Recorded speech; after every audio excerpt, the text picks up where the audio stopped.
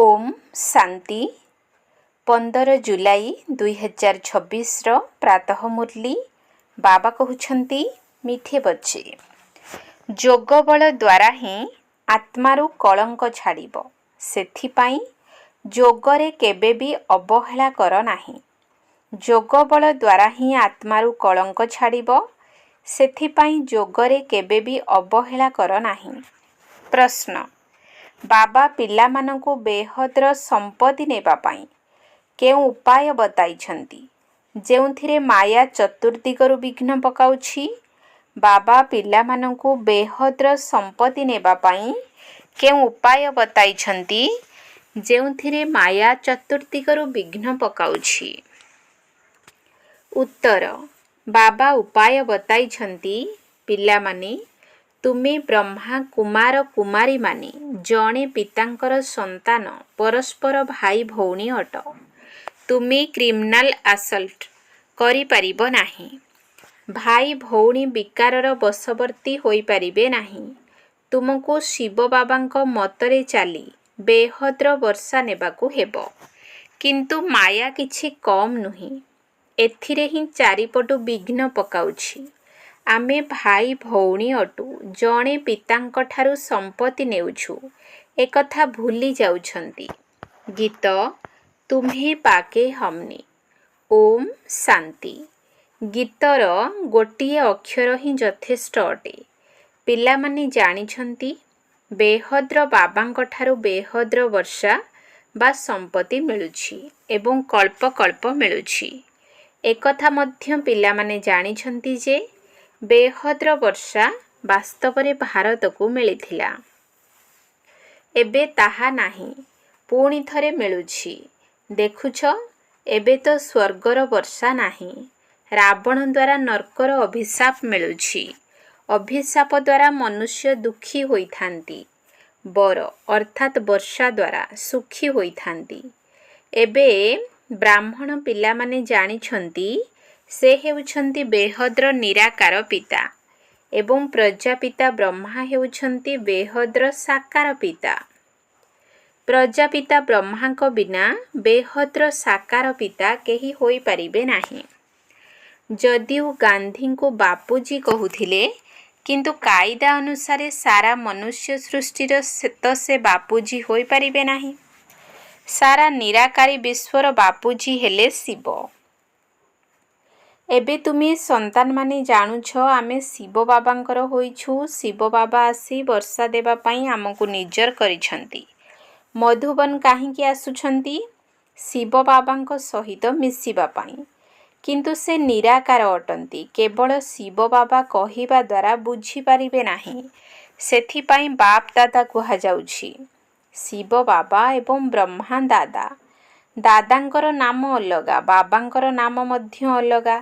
सेही निराकार बाबा समस्तंकर पिता भी अटंती समस्तंकर दादा मध्य अटंती। सबु पिला मानंकु बाप दादांक ठारू निश्चय वर्षा मिले। बेहद्र बाबांक ठारू समस्तंकु वर्षा मिली थाए। एही बाबा ही समस्तंकर दुख हर्ता सुख कर्ता अटंती। सत्य जुगरे केही भी मनुष्य दुखी होई परिबे नाही। तार नाम ही हेउछि स्वर्ग। से हेउछंती स्वर्गर स्थापन कर्ता ईश्वर पिता। भारत सबुठारू पुरातन अटे तेबे निश्चय सबुठारू नुआ थिला। सेथिपाई तो एबे सबुठारू पुरुणा होइछि। सत्यजुग कलिजुग भारत को ही कुहा जाउछि। वास्तवरे भारत स्वर्ग थिला। सेठारे एही लक्ष्मी नारायण राजत्व करुथिले एकथा बुद्धिरे अछि। एबे तुमे लक्ष्मी नारायण को मंदिर को गले तुरंत बुद्धि रे आसीबो जे सेमानंकु एही वर्षा किपरि मिलिला ये पूज्य किपरि हेले केबे राज्य करिथिले काहा द्वारा राज्य पाइथिले एही सब कथा बुद्धि रे आसीबो। आगरु लक्ष्मी नारायण को मंदिर को जाई माला गड़ाउथिले तांको कर्तव्य विषय रे किछि मध्य जणा नथिला। एबे केवल तुमरी बुद्धि रे अछि ताहा मध्य क्रम अनुसारे तुमे एबे लक्ष्मी नारायण को मंदिर गले खुशी हेबो। एमाने एही प्रारब्ध किपरि पाइथिले ताहा बुद्धि रे अछि। ସଙ୍ଗମ ଯୁଗରେ ହିଁ ପାଇଥିଲେ। କାହିଁକି ନା ସଙ୍ଗମ ଯୁଗରେ ହିଁ ପୁରୁଣା ଦୁନିଆ ବଦଳିବ। ସଙ୍ଗମରେ ହିଁ ବାବା ଆସି ରାଜଯୋଗ ଶିଖାଇଥିଲେ। ଏକଥା ମଧ୍ୟ ଜାଣିଛ, ବହୁତ ଜନ୍ମର ଶେଷ ଜନ୍ମରେ ବାସ୍ତବରେ ଏହି ବ୍ରହ୍ମା ଥିଲେ। ବ୍ରହ୍ମାଙ୍କ ଦ୍ୱାରା ବିଷ୍ଣୁପୁରୀର ସ୍ଥାପନା ହୁଏ। ଏହି ଲକ୍ଷ୍ମୀ ନାରାୟଣ ହିଁ ପୂର୍ବ ଜନ୍ମରେ ବାସ୍ତବରେ ବ୍ରହ୍ମା ସରସ୍ୱତୀ ଥିଲେ। ବ୍ରହ୍ମାଙ୍କ ସହିତ ବ୍ରାହ୍ମଣ ବ୍ରାହ୍ମଣୀମାନେ ମଧ୍ୟ ଥିବେ। ସତ୍ୟଯୁଗରେ ଲକ୍ଷ୍ମୀ ନାରାୟଣଙ୍କର ରାଜଧାନୀ ଥିଲା ନା, ନିଶ୍ଚୟ ପ୍ରଜାପିତା ମଧ୍ୟ ଥିବେ। ତୁମେ ଜାଣିଛ ଆମେ ପୁରୁଷାର୍ଥ କରୁଛୁ। ଯେଉଁମାନେ କଳ୍ପ ପୂର୍ବରୁ ପୁରୁଷାର୍ଥ କରିଥିଲେ ତାହା ଆମେ ସାକ୍ଷୀ ହୋଇ ଦେଖୁଛୁ। ଗୋଟିଏ ହେଲା ରାଜକୀୟ କୂଳ, ଅନ୍ୟଟି ହେଲା ପ୍ରଜାକୂଳ। ସେଥିରେ ମଧ୍ୟ କେହି ବହୁତ ସାହୁକାର ହୋଇଥାନ୍ତି, କେହି କମ୍। ରାଜାମାନଙ୍କ ଭିତରେ ମଧ୍ୟ କେହି ବହୁତ ଧନୀ, କେହି କମ୍ ଧନୀ ହୋଇଥାନ୍ତି। ତୁମେ ଲକ୍ଷ୍ମୀ ନାରାୟଣଙ୍କ ମନ୍ଦିରରେ କାହାକୁ ବି ବୁଝାଇ ପାରିବ ଯେ ଏମାନେ ଏହି ରାଜ୍ୟ କିପରି ପାଇଥିଲେ। ଏବେ ପୁଣି ଥରେ ସେ ନିଜର ରାଜ୍ୟ ଭାଗ୍ୟ ନେଉଛନ୍ତି। ରାଜଧାନୀ ସ୍ଥାପନ ହେଉଛି। କେତେ ସହଜ ଅଟେ। ଅମ୍ବା କିଏ ଏକଥା ମଧ୍ୟ ଜାଣିନାହାନ୍ତି। ତୁମେ କହୁଛ ଇଏ ତ ଜଗତ ଅମ୍ବା ଅଟନ୍ତି। କଳ୍ପ ପୂର୍ବରୁ ମଧ୍ୟ ଜଗତ ଅମ୍ବା ଜଗତ ପିତା ଥିଲେ। ଆମେ ତାଙ୍କର ସନ୍ତାନ ଥିଲୁ। ସଙ୍ଗମ ଯୁଗରେ ବାବା ରାଜଯୋଗ ଶିଖାଉଛନ୍ତି। ଜଗତମ୍ବାଙ୍କର ସନ୍ତାନ ମଧ୍ୟ ଢେର ଅଛନ୍ତି, କିନ୍ତୁ ସମସ୍ତଙ୍କୁ ତ ଏଠାରେ ରଖିପାରିବେ ନାହିଁ। ଏବେ ତୁମକୁ ଜ୍ଞାନର ତୃତୀୟ ନେତ୍ର ମିଳିଛି। ବାବା ଜ୍ଞାନର ସାଗର ଅଟନ୍ତି, ତେଣୁ ନିଶ୍ଚୟ ପିଲାମାନଙ୍କୁ ଜ୍ଞାନ ହିଁ ଦେବେ ନା। ତାଙ୍କୁ ନା ମନୁଷ୍ୟ ନା ଦେବତା କୁହାଯାଉଛି, ତାଙ୍କୁ ପରମାତ୍ମା ହିଁ କୁହାଯାଉଛି। ତୁମେ ଯେକୌଣସି ମନ୍ଦିରକୁ ଗଲେ ତାଙ୍କର ଜୀବନ କାହାଣୀ କହିପାରିବ। ରାମଙ୍କ ପାଇଁ ମଧ୍ୟ ତୁମେ ବୁଝାଇ ପାରିବ। ଚନ୍ଦ୍ରବଂଶୀ କୂଳ ଏବେ ସ୍ଥାପନ ହେଉଛି। ବ୍ରହ୍ମାଙ୍କ ଦ୍ୱାରା ବ୍ରାହ୍ମଣମାନଙ୍କର ମଧ୍ୟ ଧର୍ମ ସ୍ଥାପନ ହେଉଛି। ବ୍ରହ୍ମାଙ୍କର ନାମ କେତେ ବିଖ୍ୟାତ। ବ୍ରହ୍ମାଙ୍କ ଦ୍ୱାରା ବାବା ବ୍ରାହ୍ମଣମାନଙ୍କୁ ରଚନା କରୁଛନ୍ତି। ତୁମେ ବ୍ରହ୍ମା କୁମାର କୁମାରୀ ହୋଇଥିବାରୁ ଜାଣିଛ ଆମେ ଏକ ବାବାଙ୍କର ସନ୍ତାନ, ପରସ୍ପର ଭାଇ ଭଉଣୀ ଅଟୁ। ତେଣୁ ଆମେ ଖରାପ କର୍ମ କରିପାରିବୁ ନାହିଁ। ଭାଇ ଭଉଣୀ ବିକାରରେ ଯାଇପାରିବେ ନାହିଁ। ବାବା ଏହି ଯୁକ୍ତି ରଚନା କରିଛନ୍ତି। ଡ୍ରାମା ଅନୁସାରେ ତୁମେ ମଧ୍ୟ ବ୍ରହ୍ମା କୁମାର, ଆମେ ମଧ୍ୟ ବ୍ରହ୍ମା କୁମାରୀ ଅଟୁ। ବାସ୍ତବରେ ସାରା ଦୁନିଆ ବିକେ ଅଟେ, କିନ୍ତୁ କେହି ଜାଣିନାହାନ୍ତି। ଆମେ ଶିବ ବାବାଙ୍କ ମତରେ ବେହଦ୍ର ବର୍ଷା ନେଉଛୁ।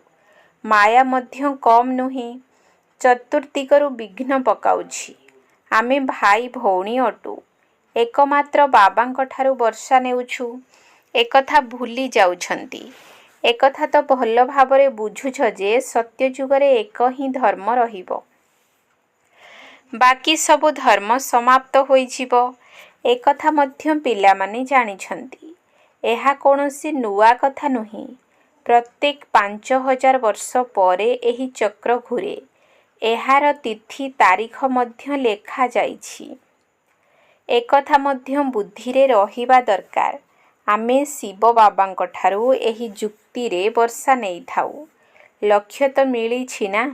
ବାବାଙ୍କୁ ୟାଦ କରି ବାବାଙ୍କ ଠାରୁ ବର୍ଷା ନେବାକୁ ହେବ। ୟାଦ ଅର୍ଥାତ୍ ଯୋଗ ବଳ ଦ୍ୱାରା ହିଁ କଳଙ୍କି ବାହାରିବ। ଏଥିରେ କୌଣସି ଭୁଲ ନ ହେଉ, ସେଥିପାଇଁ ମୁରଲି ମିଳୁଛି। ପକ୍କା ନିଶ୍ଚୟ ବୁଦ୍ଧି ଥିଲେ ତୁମେ କେଉଁଆଡ଼େ ବି ଯାଇପାରିବ।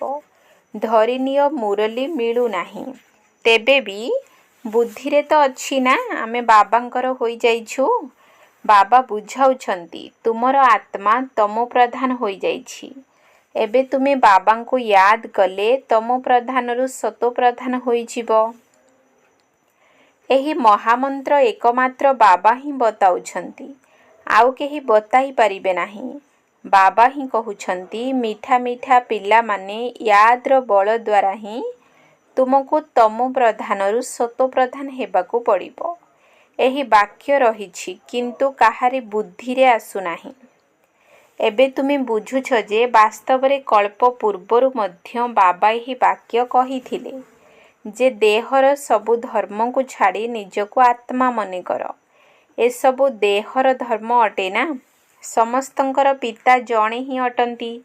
ସବୁ ଆତ୍ମାମାନେ ଏକମାତ୍ର ସେହି ବାବାଙ୍କୁ ଡାକୁଛନ୍ତି। ପୋପ୍ ମଧ୍ୟ ଈଶ୍ୱରଙ୍କୁ ୟାଦ କରୁଛନ୍ତି। କହୁଛନ୍ତି, ହେ ଈଶ୍ୱର ପିତା ଦୟାକର, ଏହି ମନୁଷ୍ୟମାନଙ୍କର କ୍ରୁଦ୍ଧି ବୁଦ୍ଧିକୁ ବଦଳାଇ ଦିଅ। ତେବେ ପରସ୍ପର ମଧ୍ୟରେ ଲଢ଼େଇ କରିବେ ନାହିଁ। ବାବାଙ୍କୁ ହିଁ ତ ୟାଦ କରିବେ ନା, ଆଉ କାହାକୁ ୟାଦ କରୁନାହାନ୍ତି। ଶିବ ବାବାଙ୍କୁ ହିଁ ଡାକୁଛନ୍ତି ଯେ ଆସି ପତିତଙ୍କୁ ପବିତ୍ର କରାଅ। ପବିତ୍ର ହୋଇଗଲେ ବିକାରୀ ରାବଣର ଦୁନିଆରେ ରହିପାରିବେ ନାହିଁ। ପୁଣି ନିଶ୍ଚୟ ନୂଆ ଦୁନିଆ ଦରକାର। କଳିଯୁଗରୁ ବଦଳି ସତ୍ୟଯୁଗ ତ ହେବ ନା। କିନ୍ତୁ ଏତିକି ବି ବୁଝି ପାରୁନାହାନ୍ତି। ଜଣେ ଡାକ୍ତର ଆସିଥିଲେ, କହୁଥିଲେ ଏବେ ତ କଳିଯୁଗ ଅଛି, ତେବେ କଳିଯୁଗ ହିଁ ଚାଲିବ। ଆରେ ସବୁଦିନ ପାଇଁ କଳିଯୁଗ କିପରି ଚାଲିବ? କଳିଯୁଗଟା କ'ଣ ଭଲ କି? ସମସ୍ତେ କ'ଣ ଜ୍ଞାନକୁ ବୁଝିଛନ୍ତି? କେବଳ ଭାବନା ଅଛି। ତେଣୁ ଅନ୍ୟମାନଙ୍କୁ ନେଇ ଆସୁଛନ୍ତି। ସେମାନଙ୍କୁ ଅନୁଭବ ହେଉନାହିଁ। କିନ୍ତୁ ଯେଉଁମାନଙ୍କୁ ଆଣୁଛନ୍ତି, ଯଦି ସେମାନଙ୍କୁ କିଛି ଅନୁଭବ ହୋଇଯାଏ ବା ନିଶ୍ଚୟ ବୁଦ୍ଧି ହୋଇଯାଆନ୍ତି, ତେବେ କିଛି ନା କିଛି ଦଲାଲି ବା ପାଉଣା ମିଳିଯିବ। ଆମେ ସ୍ୱର୍ଗରେ ତ ଆସିଯିବୁ। ଯଦି ବାବାଙ୍କଠାରୁ ଟିକିଏ ବି ଜ୍ଞାନ ଶୁଣୁଛନ୍ତି, ତେବେ ସ୍ୱର୍ଗରେ ନିଶ୍ଚିତ ଆସିଯିବେ। କାହିଁକି ନା ସ୍ୱର୍ଗୀୟ ଈଶ୍ୱର ପିତାଙ୍କର ବା ବାବାଙ୍କର ସମ୍ମୁଖରେ ଆସି ବସିଛନ୍ତି। ବାବା ବୁଝାଉଛନ୍ତି, ମୁଁ ସମସ୍ତଙ୍କର ପିତା ଅଟେ ନା। କେହି ବିଶ୍ୱାସ କରୁନାହାନ୍ତି ଯେ ଶିବ ବାବା କିପରି ଆସିବେ। ଆମର ଆତ୍ମା ଯଦି ଆସିପାରୁଛି, ତେବେ ମୁଁ କାହିଁକି ଆସିପାରିବି ନାହିଁ? ଆତ୍ମା ଯଦି ଗୋଟିଏ ଶରୀର ଛାଡ଼ି ଅନ୍ୟ ଶରୀରକୁ ଯାଇପାରୁଛି, ତେବେ ମୁଁ କାହିଁକି ଆସିପାରିବି ନାହିଁ? ନହେଲେ ମୁଁ କିପରି ଆସିବି? ଡାକୁଛନ୍ତି ମଧ୍ୟ, ହେ ପତିତ ପାବନ ବାବା, ଆସିକରି ପତିତରୁ ପବିତ୍ର କରାଅ। ବାବା କହୁଛନ୍ତି, ମୁଁ ଭାରତକୁ ହିଁ ଆସୁଛି। କଳ୍ପକଳ୍ପର ସଙ୍ଗମରେ ଥରେ ମାତ୍ର ଆସୁଛି। ତୁମେ ଯେବେ 84 ଜନ୍ମ ପୂରା କରୁଛ, ତେବେ ମୁଁ ଆସୁଛି। ତୁମ ସନ୍ତାନମାନଙ୍କର ନିଶ୍ଚୟ ଅଛି, ବାବା ଆସିଛନ୍ତି ପୁଣି ଥରେ ବର୍ଷା ଦେବା ପାଇଁ। ବାବା କହୁଛନ୍ତି, ମୋର ଧନ୍ଦା ହିଁ ହେଉଛି ପୁରୁଣା ଦୁନିଆକୁ ବଦଳାଇ ନୂଆ ଦୁନିଆ ସ୍ଥାପନ କରିବା। ସେଥିପାଇଁ ଗାୟନ ରହିଛି, ନୂଆ ଦୁନିଆରେ ସ୍ଥାପନା, ପୁରୁଣା ଦୁନିଆର ବିନାଶ ହେବ। ତୁମେ ତାପରେ ପାଳନ କରିବ। ଜ୍ଞାନର ଆଲୋକ ମିଳିଛି ନା। କାଳୀଙ୍କ ମନ୍ଦିର ଦେଖିଲେ ବୁଝିବେ ଯେ ଏହି ମୂର୍ତ୍ତି ଠିକ୍ ନୁହେଁ। ବାସ୍ତବରେ କାଳୀ ଜଗଦମ୍ବା ଅଟନ୍ତି। କିନ୍ତୁ ତାଙ୍କର ରୂପ ଏପରି ଭୟାନକ ନୁହେଁ। ବଙ୍ଗଳାରେ କାଳୀଙ୍କ ଆଗରେ ବଳି ଚଢ଼ାଇଥାନ୍ତି, କିନ୍ତୁ କିଛି ହେଲେ ବି ଜାଣିନାହାନ୍ତି। ଜଗଦମ୍ବାଙ୍କ ମନ୍ଦିରକୁ ଲକ୍ଷ ଲକ୍ଷ ଭକ୍ତ ଆସିଥାନ୍ତି। ସବୁବେଳେ ଯେପରି ମେଳା ହିଁ ଲାଗି ରହିଛି। ଛୋଟିଆ ମୂର୍ତ୍ତି ରଖାଯାଇଛି ନା, ତାଙ୍କର ନାମ ଜଗଦମ୍ବା ରଖିଦେଇଛନ୍ତି। ତେବେ ଜଗଦମ୍ବା ତ ଜଣେ ହେବା ଦରକାର। ସିନ୍ଧ ପ୍ରଦେଶରେ କାଳୀଙ୍କ ମନ୍ଦିର କିପରି ତିଆରି ହୋଇଥିଲା? ଥରେ ଦୁର୍ଗରେ ବମ୍ ଫୁଟିଲା ତ ଜଣେ ଫକୀର କହିଲା ଯେ କାଳୀ ମାତା ରାଗିଛନ୍ତି। ବାସ୍, ତାପରେ ସେ ଯାଇ ସେଠାରେ କାଳୀଙ୍କ ମନ୍ଦିର କରିଦେଲା। ତେବେ କାଳୀ କିଏ? କିଛି ବି ଜାଣିନାହାନ୍ତି। ତୁମକୁ ଏବେ ଜ୍ଞାନ ମିଳିଛି। ଏଭଳି କୌଣସି ଜିନିଷ ନାହିଁ ଯାହାକୁ ତୁମେ ଜାଣିନାହଁ। ଜାଣିଛ ଯେ ବାବାଙ୍କଠାରୁ ବର୍ଷା ନେଉଛୁ, ତେଣୁ ପୁରା ପୁରୁଷାର୍ଥ କରିବା ଦରକାର ନା।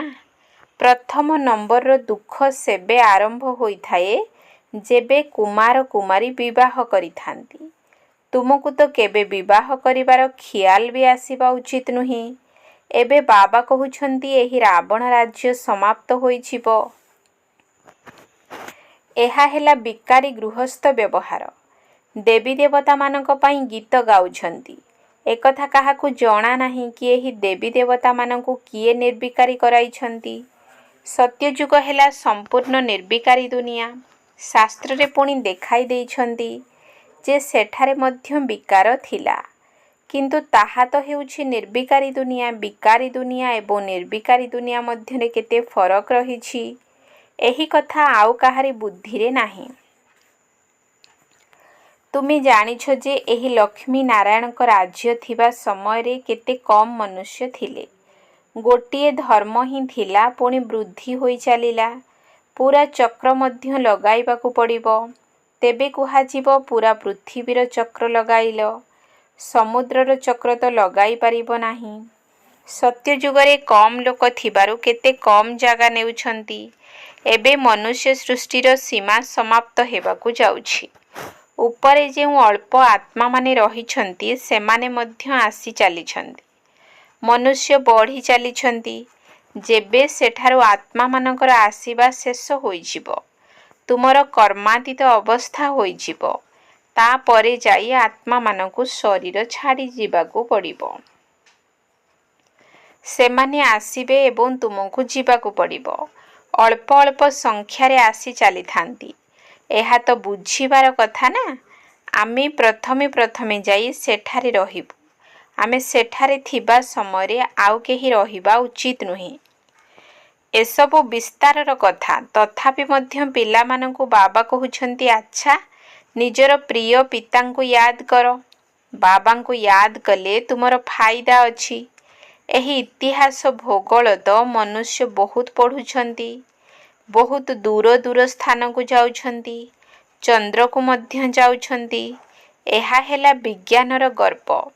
ସେମାନେ ଅତିକୁ ଯାଉଛନ୍ତି। ଚନ୍ଦ୍ରରେ କ'ଣ କିଛି ଅଛି? ତୁମେ ତ ସୂର୍ଯ୍ୟ ଚନ୍ଦ୍ରଠାରୁ ମଧ୍ୟ ଊର୍ଦ୍ଧ୍ୱକୁ ଯାଉଛ। ଏହି ଜ୍ଞାନ ବର୍ତ୍ତମାନ ତୁମ ବୁଦ୍ଧିରେ ଅଛି। ଜାଣିଛ ଯେ ଡ୍ରାମାର ପ୍ଲାନ୍ ଅନୁସାରେ ବାବା ଏସବୁ ବତାଉଛନ୍ତି। ବାବା ହିଁ କହୁଛନ୍ତି, ମୁଁ ତୁମକୁ ପତିତରୁ ପାବନ କରୁଛି। ଏହା ମୋର ପାର୍ଟ ଅଟେ। ଭକ୍ତି ମାର୍ଗରେ ମଧ୍ୟ ମୋର ଏହି ପାର୍ଟ ରହିଛି। ଏହା ତ ଡ୍ରାମା ଅଟେ ନା। ତୁମ ପରି ମୁଁ ମଧ୍ୟ ପାର୍ଟଧାରୀ ଅଟେ। ମୋର କାମ ହେଲା ତୁମକୁ ପତିତରୁ ପାବନ କରାଇବା।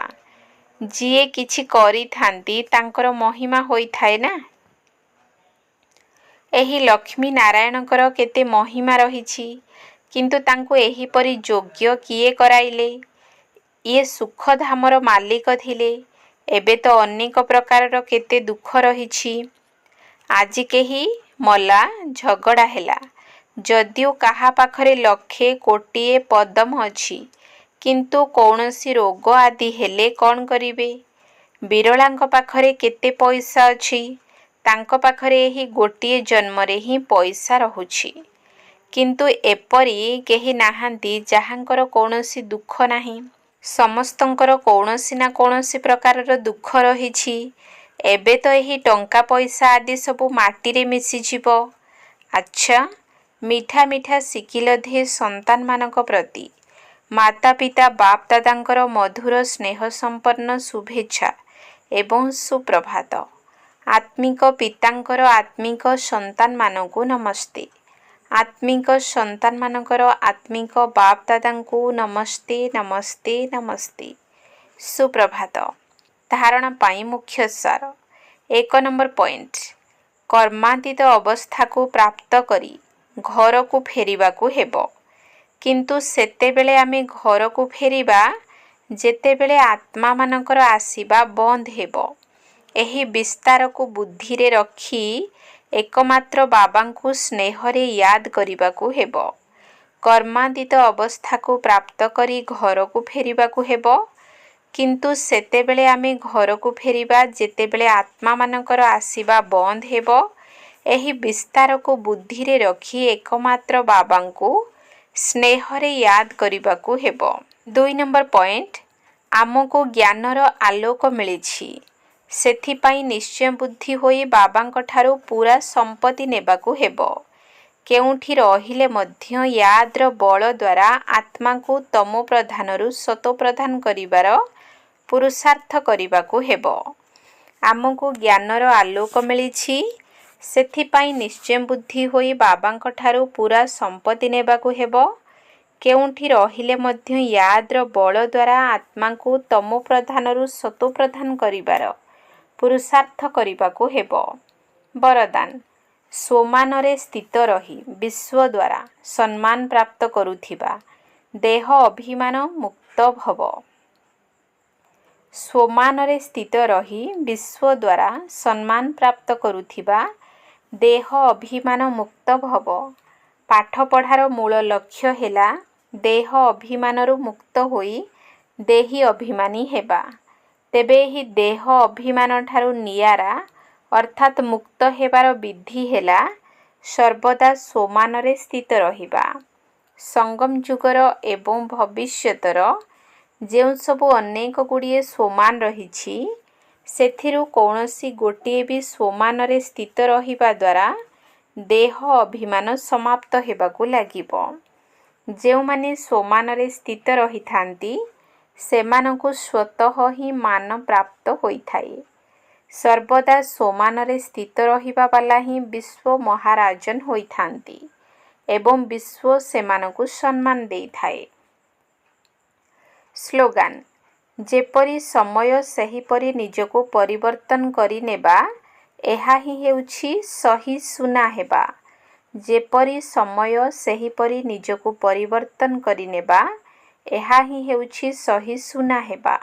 ଅବ୍ୟକ୍ତି ଇଶାରା: ଜ୍ୱାଳା ସ୍ୱରୂପ ସ୍ଥିତିରେ ରହି ଶକ୍ତିଶାଳୀ ଯୋଗର ଅନୁଭବ କର। ଏବେ ନିର୍ଭୟ ଏବଂ ଜ୍ୱାଳାମୁଖୀ ହୋଇ ପ୍ରକୃତି ଏବଂ ଆତ୍ମାମାନଙ୍କ ଭିତରେ ଯେଉଁ ତମୋଗୁଣ ରହିଛି, ସେଗୁଡ଼ିକୁ ଭସ୍ମ କର। ତପସ୍ୟା ଅର୍ଥାତ୍ ଜ୍ୱାଳା ସ୍ୱରୂପ ଯୋଗ। ଏହି ଯୋଗ ଦ୍ୱାରା ହିଁ ମାୟାର ବା ପ୍ରକୃତିର ବିକରାଳ ରୂପ ମଧ୍ୟ ଶୀତଳ ହୋଇଯିବ। ତୁମମାନଙ୍କର ତୃତୀୟ ନେତ୍ର ବା ଜ୍ୱାଳାମୁଖୀ ନେତ୍ର ମାୟାକୁ ଶକ୍ତିହୀନ କରିଦେବ। ଓମ୍ ଶାନ୍ତି।